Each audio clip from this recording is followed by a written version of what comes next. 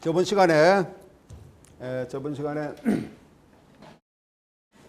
그 포토제니에 대해서 얘기를 했는데 조금 연속입니다. 그래서 저번주에 여기 앞부분에 보니까 그 포토제니가 어떤 개념적인 우리가 개념적인 의미에서 영화의 자기 형태, 형성, 모포시스라는 것은 형태를 의미하죠. 모포시스는 형태고, 그 다음에 시네는 영화죠. 시네 오토모포시스라 그런 의미를 사용할 수 있어. 오토모포시스.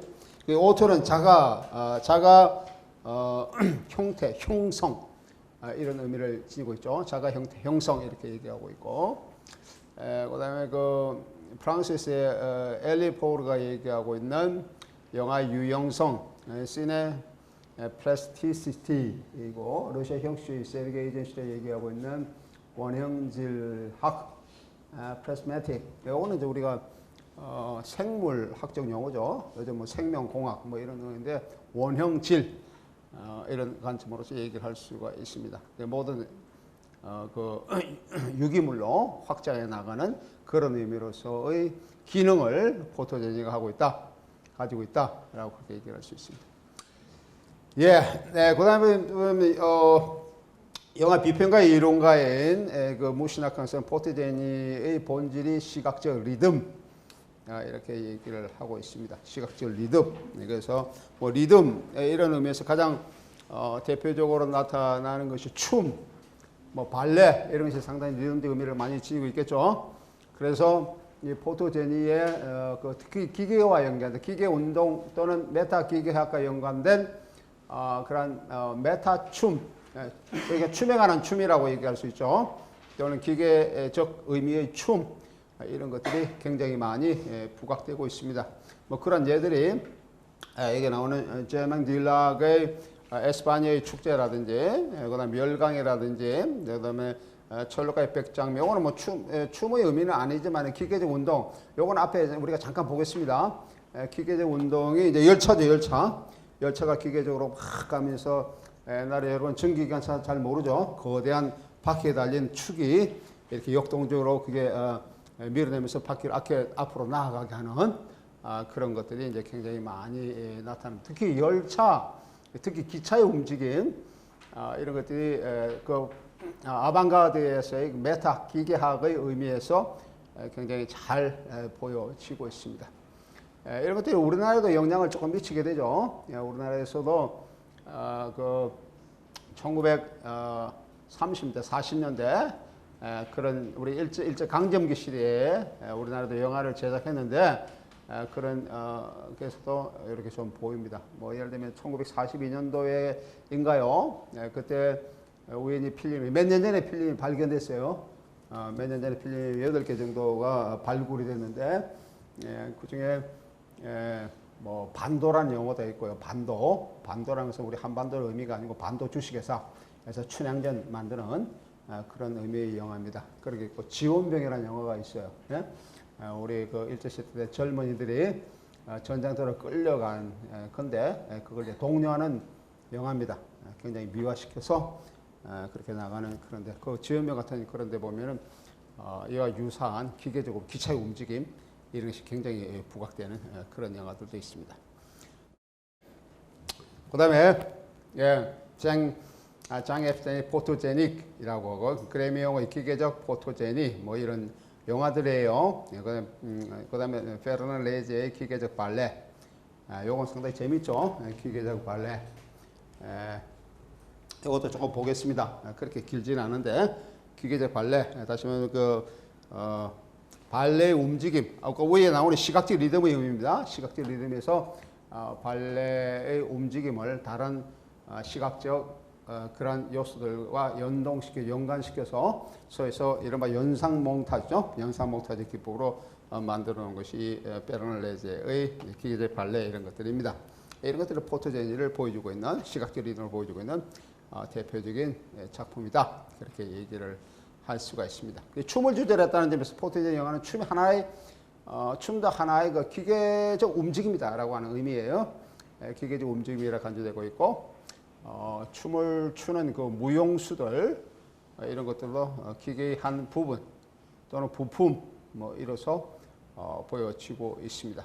이거는 그 무용수가 기계적인 의미다 그런 의미가 아니고 그 움직임 자체가 기계적으로 나타나고 있는 그런 의미에서 역동성을 강조한다는 의미입니다. 그래서 기계의 그러니까 기계 매체학의 의미에서 이렇게 나타나고 있습니다. 네, 이미지가 콜라지로 이루어지는 포토제니는 질 들레즈의 의미에서 시간적 간격이 가변적 현재, 자꾸 변하는 현재라고 하는 거죠. 자꾸 변하는 현재라고 하는 그런 의미를 보여지고 있습니다.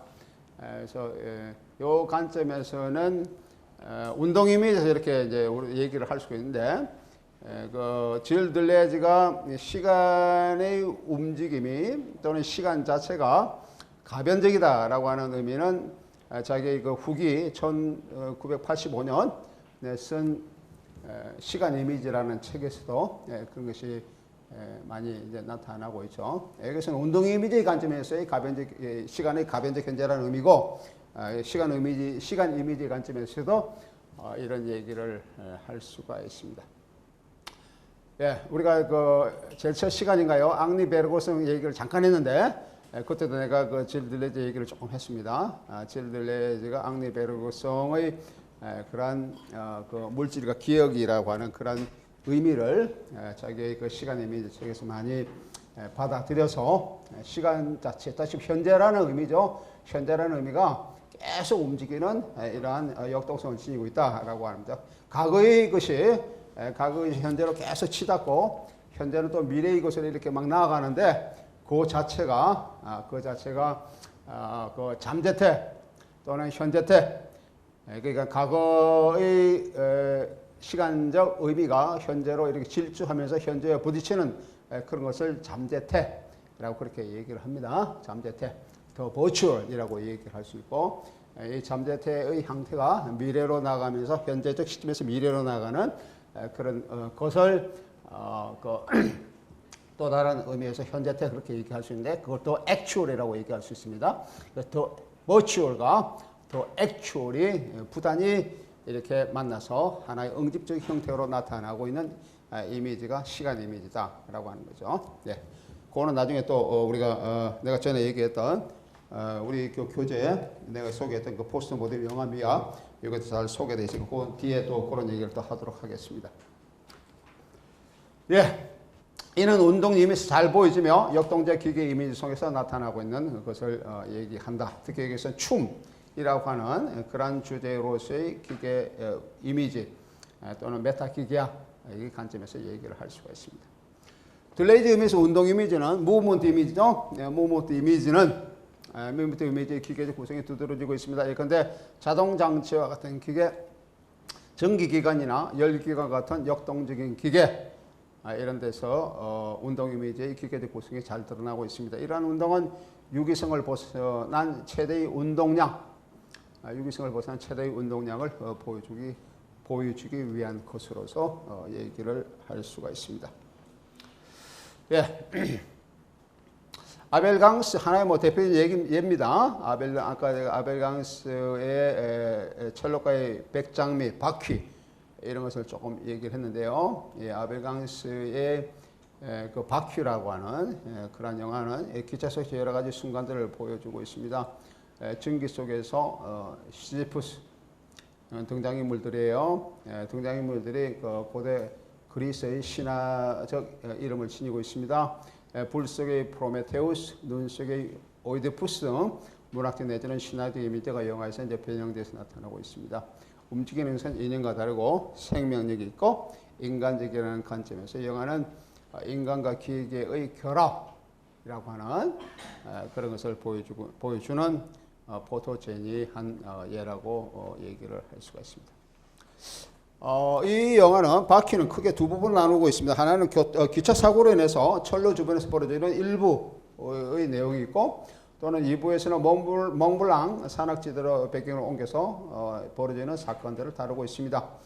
이 영화의 첫 시퀀스는 기관사 주인공인 열차 기관사인 시지푸스, 기관사 이름이 시지푸스예요. 시지푸스의 얼굴에 스쳐가는 여러 가지 이미지를 보여주면서 질주하는 이건 잠깐 보겠습니다. 뒤에 줄자는 열차를 보여주고 있습니다. 이 기법은 벨강시에서 많이 나타내는 오버랩이 아니라 이미지 속에서 또 다른 이미지를 중첩시키면서 전체 이미지를 표현하는 기법입니다. 이는 3단 화면 기법, 3단 질들레즈는 운동 이미지라는 책에서 이것을 3단 화면 기법 그런 용어를 사용하고 있습니다.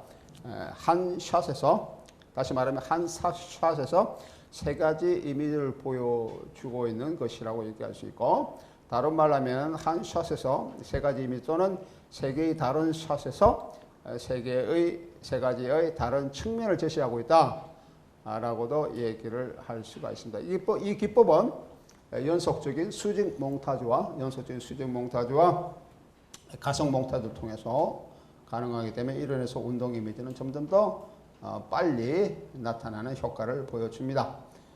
추리소설 작가인 에드가 앨런 포의 단편 소설을 각색한 장 앱스텐, 이건 감독이죠. 우리가 얘기하는 그 포트제니의 유명한 감독인 장 앱스텐의 어셔가의 몰라, The Fall of the House of Usher. 이거는 에드가 앨런 포의 작품을 영화한 거예요. 어셔가의 몰라. 1910년에 보여주고 있는 느려진 슬로우 모션 형식의 운동과는 아주 대조적으로 이 영화, 다시 바퀴의 영화는 점점 가속되어가는 운동 이미지를 보여주고 있습니다. 3단 화면 기법은 짧게 지나가지만은 그런 기법이 어디 있는가 한번 잠깐 같이 보도록 하겠습니다. 네, 이런 기법을 3단 기법이라고 3단 화면 기법. 이 3단 화면 기법은 다른 말로 하면은 다중 시점을 가정하게 해줍니다. 폴리비전 또는 폴리퍼스펙티브를 다중 시점을 가능하게 해주는 그런 특징이 있습니다. 3단 화면 기법은 정신에서 외부에 대한 생각인 사유를 이끌어들이는 거죠. 외부의 사유, 이른바 바깥 사유라고 하는 것이죠. 또는 다른 사유, 이를 이끌어들으면서 칸트적 의미에서의 순고미, das Erhabene 독일어로 하면 순고미가 das Erhabene라고 하는 의미를 쓰이고 있습니다. 영어로 하면 the sublime이라는 표현을 쓰죠. 칸트의 철학에서 물 그 자체, 사물 그 자체를 의미하는 Ding an sich라는 용어가 있습니다. 독일어로 하면 Ding an sich, 영어로 하면 the thing in itself 정도로 번역할 수 있어요. The thing in itself. 그 사물 자체, 물 그 자체라고 하는 의미가 있는데 그것이 이제 선험적이죠. 초현실적인 선험적인 그런 의미를 지니는 것을 얘기하는데 거기도 역시 마찬가지로 외부에 대한 생각을 보여주고 있습니다. 그래서 칸트에 비해서 순고미를 나타내고 있다. 순고미라는 뭐냐 그러면 순고미는 칸트가 사용한 용어고 그 이후에 포스트 모더니즘에서의 순고미의 의미를 많이 끌어들이고 있습니다. 우리가 순고미의 개념의 그런 흐름을 보면은 그 칸트가 주로 이제 철학적 의미에서 많이 사용하고 있고, 그다음에 그 모더니즘의 그 초기 모더니즘의 시기인 1930대, 1940년대에 보면은 프랑크푸르트 학파의 이론가인 아도르노라고 하는 사람이 있습니다. 프랑크푸르트 테오도르 베 아도르노라고 하는 유명한 그 비판 이론 이론가가 있는데 이 비판 이론가도 역시 칸트의 그러한 이 순고미의 개념을 받아들이고 있습니다. 그리고 포스트 모더니즘에서 보면은 요타르가 있습니다. 작 요타르라고 하는 사람이 있는데 프랑스의 포스트 모더니즘의 이론가 또는 철학가라고 얘기할 수 있죠. 요타르가 이 순고미의 관점을 집중적으로 이끌어들여서 사용하고 있습니다. 일반적인 의미는 순고미는 묘사할 수 없는 대상을 묘사하는 것을 의미합니다. 묘사할 수 없는 것을 묘사하는 것. 다시 말하면 묘사할 수 없다는 것은 인간의 그런 이성적 층위를 넘어서는 어떤 현상을 묘사하는 것, 이런 것을 순고미라고 그렇게 얘기합니다. 뭐 선험적 의미에서 얘기할 수도 있고 칸트적 의미에서 사용할 때는 어떤 자연적인 대재해, 아주 커다란 재해, 예를 들면 뭐 화산 폭발도 해당될 수 있습니다.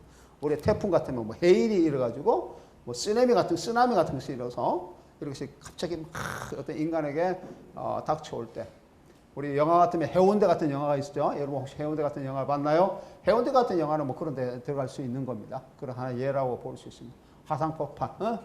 요즘 일본에서 이것도 화산이 폭발하고 있는데 그런 것의 현상을 열 때 이거는 인간의 이성적 능력을 그 묘사할 수 있는 인간의 이성적 능력을 벗어나는 거다 이런 얘기죠. 그런 것을 묘사할 수 있는 그런 가능성. 우리가 포스트 모더니즘에서 얘기할 때도 여기서 마찬가지죠.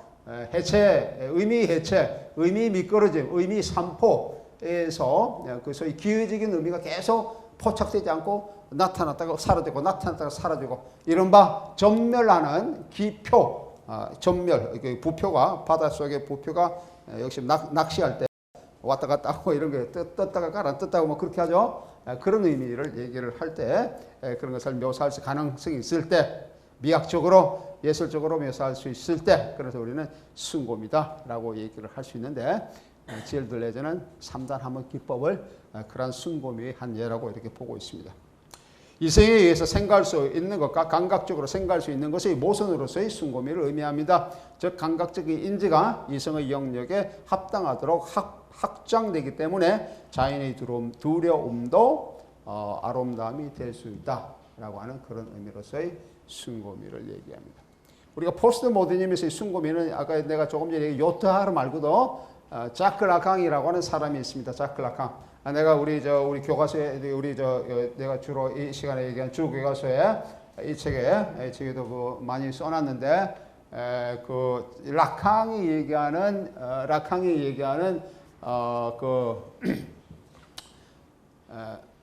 뭐라 그럴까요?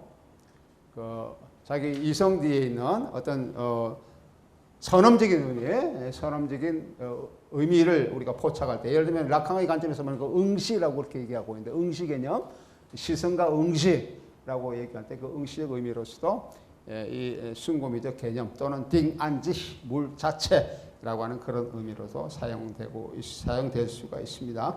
이게 삼단함이라는 것은 여기는 묘사할 수 없는 그런 세 가지 의미가 복합적으로 응어리돼서 하나의 다른 의미를 묘사 표출하는 그런 의미로서의 순곰이를 얘기를 합니다. 여기서는 내용을 잠깐 보면은 아까 얘기하는 기관차 이제 시지프스가 나온다 그랬죠. 그 이제 제일 처음 시작돼서 기차가 나가는 움직임이 보이는데 사고가 났어요. 그래서 그 소녀 부모가 없는 고아 소녀 노르마라고 하는 소년이 이제 거기서 발견이 됩니다. 그래서 이 시지프스가 몰래 이 어린 아이를 여자아이를 집으로 데려옵니다. 엄마 없이 자란 아들 헨리와 그 자기 아들이죠 헨리와 노르마를 함께 키워주고 이제 그렇게 하려고 하고 이 사람이 데려오는데 이제 그게 그 욕심이 이제 비극을 낳게 된다라고 하는 그런 내용입니다. 시지포스는 노르마에 대한 비밀을 자기가 데려왔다는 그 얘기를 자기의 그런 고위 관료의 자기 상사인 상사의 에르상이라는 사람인데 이제 얘기를 하는데 이 노르마를 탐한 에르상은 비밀을 빌면서 그녀와 이제 결혼을 요구합니다. 근데 노르마를 남자로서 흠모했던 시지푸스는 힘들게 그녀를 떠내보내고 노르마에 대한 애정 관계죠. 애정을 가지고 있었던 엘리 그 아들입니다. 알리도 이렇게 사실 알고 좌절하게 되겠죠. 한 여성을 두고 세 명의 이제 애정 관계가 이렇게 이제 펼쳐지는. 요거는 3단 함의 기법은 아니에요. 하여튼 이런 기법으로 펼쳐지고 있는 그런 내용을 보여주고 있습니다. 근데 정작 이 당사자인 이 고아 소녀 노르마는 이런 비밀, 자신의 비밀을 이제 모르는 가운데 여러 가지 이제 얽힌 그러한 삼각관계의 내용이 이제 펼쳐지게 되는 그러면서 이제 비교로 나아가는 그런 것을 얘기를 하고 있습니다.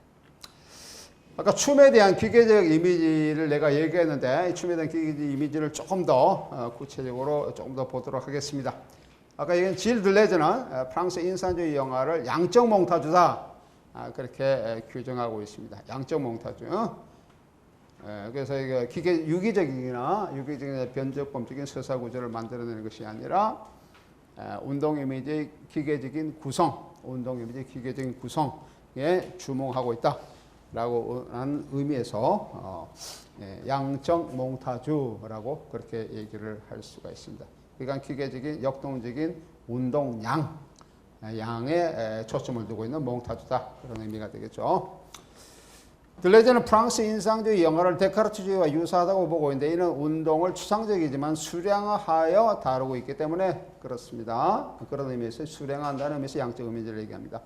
예를 들면 장 앱스테인 같은 사람이 들었는데 장 앱스테인의 충실한 마음에서 순회하는 박람회, 엘드로다에서 레블리브의 무도회, 말돈에서 그레미옹의 프로방스 지방의 춤, 뭐 이런 것도 쭉 나오는데요.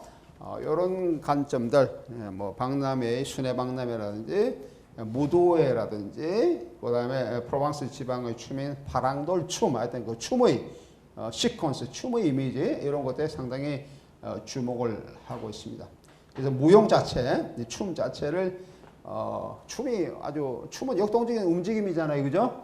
이런 자체를 기계적 이미지로 나타내고 있고요, 보여주고 있고 여기 나오는 춤을 추는 무용수들 이런 것들이 이제 기계적인 역학성, 어떤 메타 기계학을 보여주고 있는 한 구성 요소로 나타내고 있습니다. 장비고라고 하는 프랑스 인상주의의 유명한 감독이 있었죠. 감독인데 이제 라트랑타 이런 영화에서 방황하는 여주인공 줄리엣이 상점의 꼭두각시 인형이 추는 기계적 운동을 보는 그런 시퀀스. 여기도 춤의 시퀀스가 잠깐 나와요. 근데 상점의 꼭두각시 인형이 추는 춤, 뭐 이런 것도 나오는데 이런 것도 여기에 해당된다고 볼 수 있습니다. 입체파. 입체파의 화가에 속하는 이 사람은 화가인데 페르난 레제라고 하는 화가가 있습니다. 이 사람도 영화 감독이기도 하고요. 이 화가는 미국의 더들리 머피와 공동으로 물체의 움직임을 몽타주한 기계적 발레라고 하는 그런 것을 발표합니다. 이게 1924년도예요. 1924년도에 이것을 발표를 하게 되고요. 이 움직임의 회화와 영화뿐만 아니라 무용과 회화의 상호 매체성, 우리가 이 시간에 주로 보려고 하는 인터메디얼리티를 보여주고 있습니다. 이거 잠깐 같이 한번 보겠습니다. 기계적 발레. 이것이 베를레제의 기계적 메카닉, 기계적 발레라고 하는 그런 의미입니다. 레제 입체주의. 이게 뭐 시각적으로 기계적인 운동, 반복, 뭘 보여주려고 시각적 리듬을 보여주려고 하는 거죠. 목적이라서 운동 이미지를 보여주게 하는 거죠. 운동 이미지. 잠깐만요. 아니면 그렇게 운동적 이미지를 보여주고 싶은 뭐랄까 시대적 분위기 있다 그런 것들이 왜 있었는지를. 좋은 질문입니다. 운동의 기계적 메카닉 이거의 관점에서 먼저 얘기를 할 때 제일 처음에 얘기를 할 것은 원래 근원적으로 얘기하면 니체에서도 얘기를 할 수 있습니다. 니체의 우리가 흔히 얘기해서 형이 상황이 몰라. 니체는 니힐리스트인데 니힐리즘인데 형이 상황이 몰라. 그걸 이제 니체가 얘기하고 모든 기존의 가치의 부재를 존재의 의미를 다 부정했죠. 니체의 주체 개념은 거대 주체라고 얘기를 할 수 있습니다. 초인 사상으로 일보멘시, 독일어로 하면 일보멘시 개념인데 초인 사상으로 얘기할 수 있는데 그 주체의 원래의 개념은 니체가 쓴 책에 보면은 자기가 초인 사상을 구성하기 위한 주체, 거대 주체로서 표상한 것이 이 화학, 물리학적 개념에서 도출을 내고 있어요. 생각할 때 하나의 용기에 니체가 이제 그렇게 자기 글을 쓰고 있습니다. 하나의 용기에 열을 가하면은 여기 이제 우리 이제 이공계 학생들도 있는데 열을 가하면은 그 열량이 많아지잖아요. 그게 양적 몽타주도 좀 유사한 개념으로도 작용하고 있어요. 열량은 분자들의 굉장히 움직임이 활발해지잖아요. 한 출구가 있는데 그 유토피아적 개념입니다.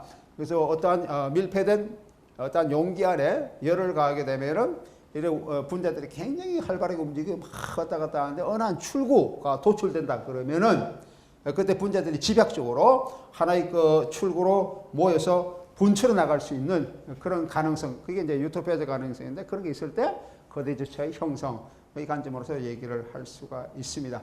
그래서 나타난 그런 하나의 거대 주체로서의 이른바 마지막 인간입니다. 니체적 개념으로 하면 마지막 인간이라고 그렇게 얘기하는데 거대 주체로서의 표상화된 것이 자라투스트라라든지 디오니소스 뭐 그런 식으로 얘기를 하고 있죠. 이른바 모든 그 형이상의 부정으로 인해서 나타나고 있는 인간의 그런 신체적 기능을 활성화시키기 위한 거대 주체의 관점에서 이런 관점에서 많이 나타나는 것이 이 기계적 메타 기계학의 관점이라고 얘기를 할 수 있어요. 요거는 아방가드 시대에 전반적으로 퍼져 있는 현상입니다. 다다이즘에서도 그런 게 굉장히 많이 나타나고 있어요. 러시아 그 구성주의에서 메타 기계학의 그런 관점이 굉장히 많이 나타납니다. 미래주의도 굉장히 많이 나타나고 있어요. 인간의 기계적으로 이른바 보천학의 관점으로도 연관될 수 있는데 인간을 기계적으로 활성화시키려고 하는 그러한 시도. 왜냐하면 그 주체의 몰락, 그다음에 뭐랄까 의식의 위기, 주체의 위기 뭐 이런 현상 속에서 주체를 다시 이렇게 형성화시키려고 미학적으로 형성화시키려고 하는 그런 시도가 많이 나타나는데 이것도 한 부분적으로 그렇게 이해할 수가 있습니다. 기계운동학이라는 것은 아방가드 예술에서는 전반적으로 퍼져 있는 그런 현상이에요.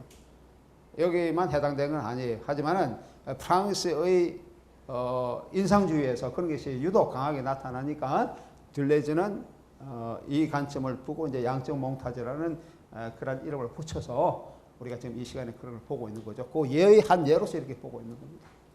알겠죠? 예. 이게 잠깐 보면은 레제의 입체주의 해야를 보면서 여러분 언제든지 질문 있으면 언제든지 하세요.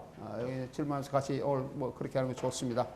레제의 입체주의 해야를 보면서 시작하는 이 영화는 잠깐 내가 해설을 하겠습니다. 우선 그네 타는 여인의 익스트림 클로즈업된 입술이 부각되고 있습니다. 익스트림 클로즈업은 클로즈업보다 더욱 가깝게 보이는 것을 얘기하고 있죠. 이빨을 드러내며 웃는 입술과 같은 몸의 부분을 강조하고 있는 것은 몸의 비유기성을 강하게 암시하고 있습니다. 몸이 해체된 것. 이 몸이 해체라고 하는 그런 관점은 앞에 우리 영화의 시작에 레제의 회화적 인물이 해체되면서 분리되면서 나타나고 있는 부분이죠. 그런 것을과도 연관성을 지니고 있습니다. 우리가 미학적인 관점에서 웃음은 여러 가지 의미의 웃음이 있습니다. 웃음은 여러 가지 의미의 웃음이 있는데 그 중에 특히 이빨을 드러내고 잇몸을 드러내는 웃음이 있어요. 이건 상당히 공격적인 웃음입니다. 공격적인 웃음으로서 아이러니적 개념이 풍자적 서타이어, 아이러니적 개념이 서타이어 개념, 그러니까 우리가 풍자적 개념으로 나타나는 것인데 굉장히 강한 공격성을 이른바 공격적 아이러니라고 얘기를 할 수 있는 그런 것이 이제 이빨을 드러내는 이런 부분이라고 할 수가 있습니다. 그 다음으로는 원, 사각형, 삼각형 같은 기하학적 도형 이미지의 빠른 움직임들이 나타나고요. 그 다음 아방가드 예술에서 자주 보여지는 나선형 소형들의 이미지가 여기서도 등장합니다. 특히 나선형 소형들의 이미지, 이런 것들이 그 주체의 위기 현상, 의식의 위기, 이런 것과도 언어의 위기, 이런 것과도 같이 맞물려서 보여지고 있는 부분입니다.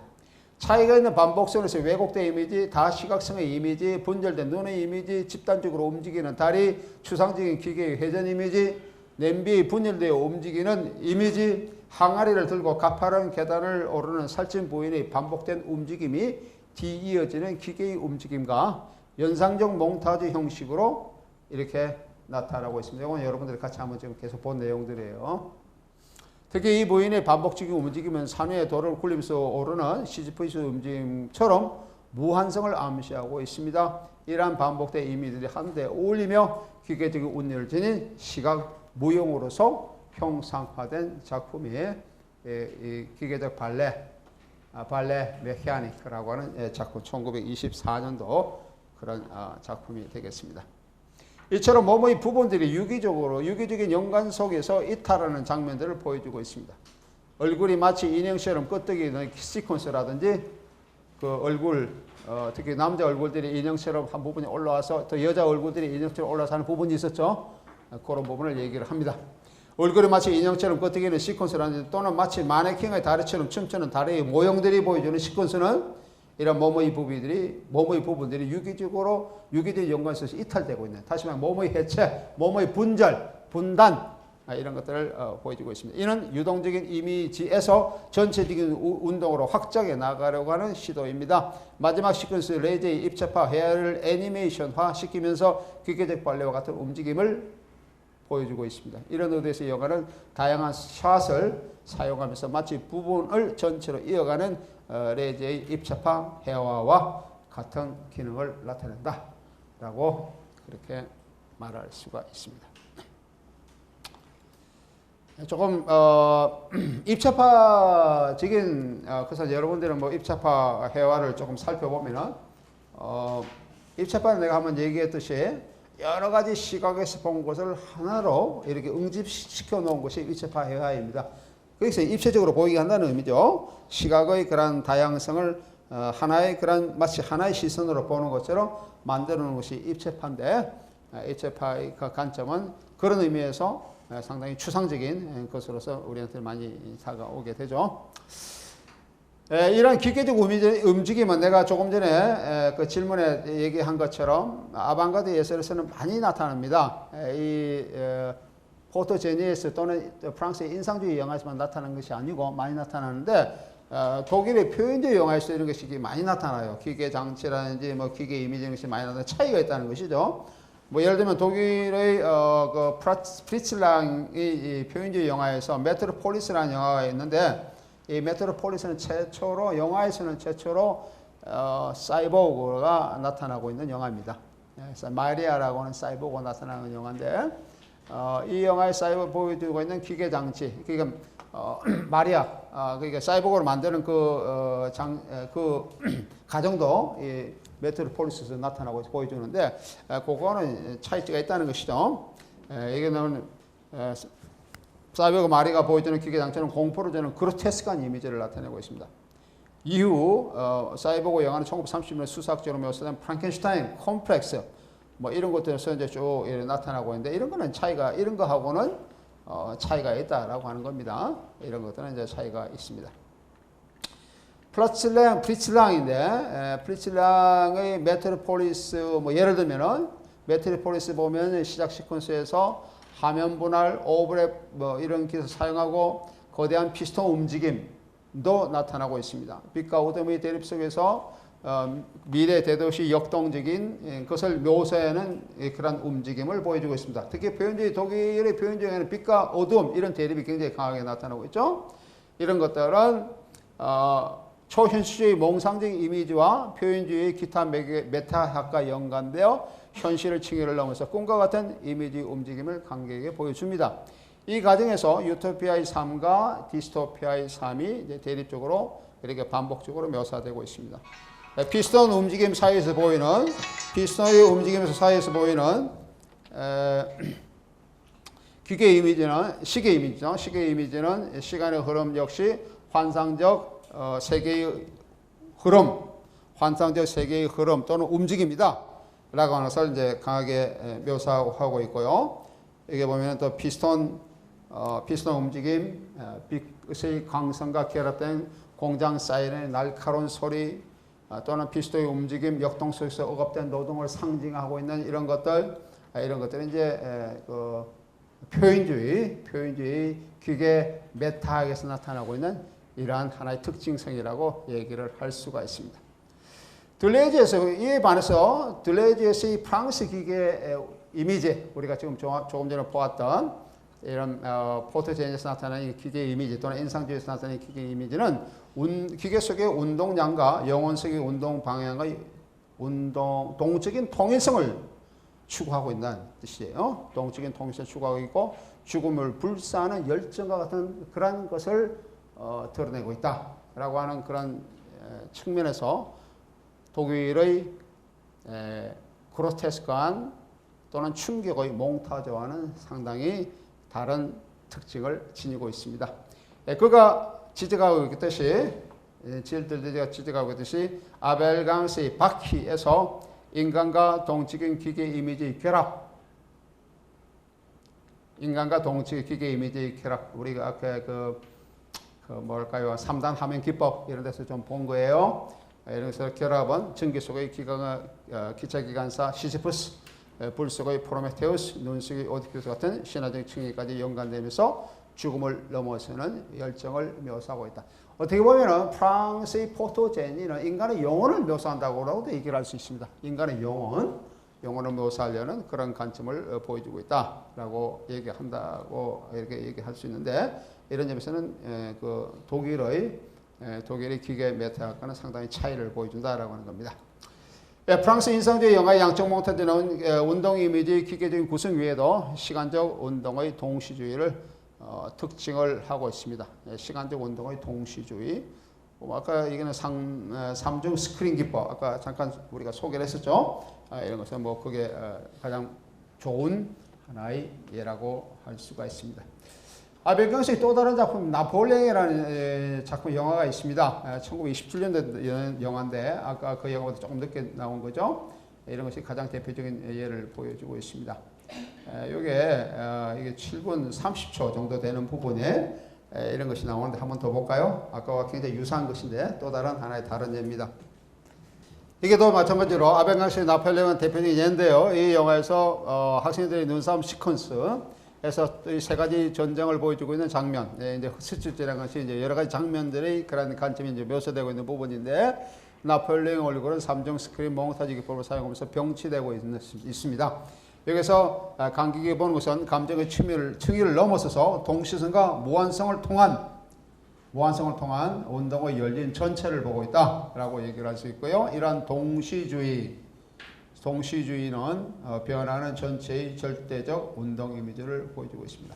이 동시주의, 어떤 하나의 전체의 여러 가지가 같이 이렇게 병렬되어서 하나의 그런 응집성 내는 통일성 이슈로 나타나고 있는 이러한 현상, 이런 것도 아방가드의 예술에서도 보통 나타납니다. 여기뿐만 아니고 예를 들면 다다이즘 같은 데 있죠. 다다이즘 같은 데서도 이런 게 나타나요. 예를 들면 다다이즘에서는 다다이즘은 이제 유럽에서 한 세 가지 정도의 그런 부류가 있는데 쯔리히 다다, 스위스 다다가 있고요, 파리 다다 있고, 파리 프랑스 다다가 있고, 베를린 다다가 있습니다. 독일 다다, 그 스위스, 프랑스, 독일 이제 주로 이제 대도시에서 일어나는 이런 다다 운동이었는데 그 다다 운동 같은 데서 보면은 초기에 다다이즘은 1907년에서 1900한 13, 4년, 한 7, 8년 동안 운동입니다. 그렇게 길진 않아요. 10년도 채 되지 않는 운동인데 그 기간 동안 일어났던 그 예술 운동이 끼친 영향이 굉장히 다른 아방가드의 예술 운동보다는 더 영향이 커요. 아방가드 예술 운동은 여러 가지 유형이 있습니다. 굉장히 많이 있는데 특히 다다이즘 현상이 굉장히 많은 영향을 미치게 됩니다. 이게 다다이즘은 다른 아방가드 예술 운동의 다른 어떤 유형보다도 다다이즘 운동은 1960년대 네오 다다이즘 운동으로서 이렇게 또 확장되고 있는 그런 것을 보여주고 있고요. 뭐 앤디 오월 같은 사람들도 그러한 부류의 한 사람입니다. 앤디 오월 여러분 잘 알고 있는 1960년대. 그다음에 뭐 우리가 그 포스트 모더니즘에서 얘기할 때 포스트 모더니즘도 모더니즘에서 나타나는 운동의 시기, 운동의 여러 유형들이 계속 연속성, 불연속성에서 이렇게 확장되고 있는 그것을 보여주고 있는데 포스트 모더니즘, 다다 뭐 이런 것을 얘기하는 네오 다다이즘을 넘어서서 포스트 다다 운동 이런 것까지도 계속 이어지고 있는데 거기서도 이 동시주의를 볼 수가 있습니다. 하나 예를 들면은 다다이즘에서 많이 나타나는 게 시를 가지고 이렇게 많이 이제 예술 활동을 많이 했습니다. 회화적 관점에서 많이 했는데 특히 클럽 같은 데서 그 예술가가 특히 시인이 자기 새로운 다다이즘에 합당한 그런 이념을 표명하고 있는 그 시를 낭독하는데 한 사람이 이렇게 시를 읽으면 또 다른 사람이 또 다른 의미의 시를 같이 이게 들려주고 있는 거예요. 그러니까 다른 시가 동시에 이렇게 나타나고 있는 그것도 동시주의 한 유형입니다. 그렇게 할 경우에는 듣는 사람이 여러 가지 복합적 의미가 이제 들려오겠죠. 마치 다중시각성 마찬가지로 다중성이죠. 다중음성 즉 측면에서의 동시적 의미를 보여주고 있는 것인데 여기서는 다른 의미의 동시주의를 얘기하고 있습니다. 3단 하면 기법에서 나타나고 있는 동시주의도 또 다른 유형의 동시주의다. 여기서는 이제 전체의 절대적 운동 이미지를 보여준다라고 얘기를 할 수가 있습니다. 예. 지금 시간이 다 돼서 이 3중 스트링 기법은 여기서 다음 시간에 조금 더 하겠습니다. 여기서 이제 대충 그렇게 마무리하고요. 다음에 내가 얘기했던 다다이즘으로 넘어가도록 하겠습니다. 자, 그만.